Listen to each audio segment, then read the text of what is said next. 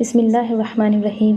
اللہ تبارک و تعالیٰ نے جب فرشتوں میں اعلان فرمایا کہ زمین میں اپنا ایک خلیفہ بنانے والا ہوں، تو شیطان لعین نے اس بات کا بہت برا منایا اور اپنے جی میں حسد کی آگ میں جلنے لگا۔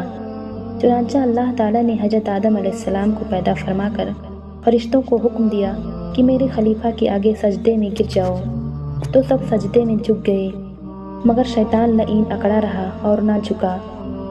اللہ تعالیٰ کو اس کا یہ تکبر پسند نہ آیا اور اس نے دریافت کیا کہ اے ابلیس، میں نے جب اپنے قدرت سے بنائے ہوئے خلیفہ کے آگے سجدہ کرنے کا حکم دیا تو تم نے کیوں سجدہ نہ کیا؟ شیطان نے جواب دیا، میں آدم سے اچھا ہوں، اس لیے کہ میں آگ سے بنا ہوا ہوں اور یہ مٹی سے بنا ہے، پھر میں ایک بشر کو سجدہ کیوں کرتا؟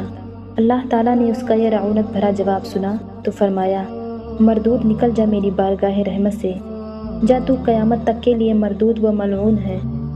اللہ تعالیٰ نے جب حضرت آدم علیہ السلام کا پتلا مبارک تیار فرمایا تو فرشتے حضرت آدم علیہ السلام کے اس پتلے مبارک کی زیارت کرتے تھے، مگر شیطان لعین حسد کی آگ میں جل بھن گیا۔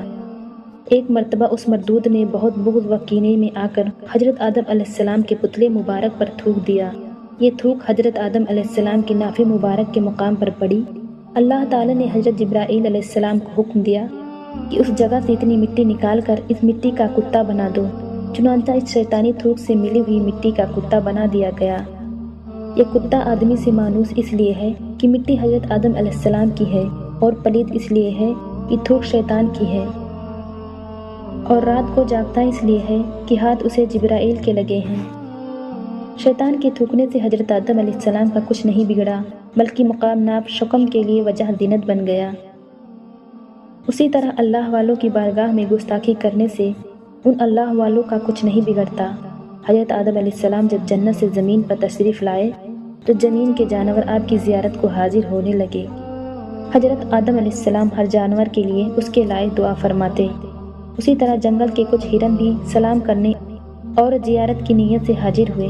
آپ نے اپنا ہاتھ مبارک ان کی پشتوں پر پھیرا اور ان کے لیے دعا فرمائی تو ان میں نافع مشک پیدا ہو گئی۔ ہرن جب یہ خوشبو کا تحفہ لے کر اپنی قوم میں واپس آئے تو ہرنوں کے دوسرے گروہ نے پوچھا کہ یہ خوشبو تم کہاں سے لائے ہو؟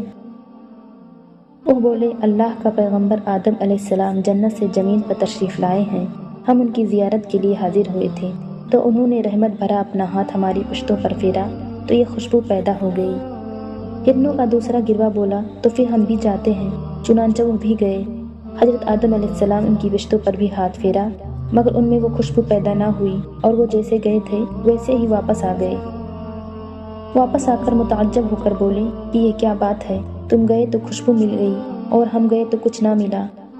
پہلے گروہ نے جواب دیا، اس کی وجہ یہ ہے کہ ہم گئے تھے صرف زیارت کی نیت سے، جبکہ تمہاری نیت درست نہ تھی۔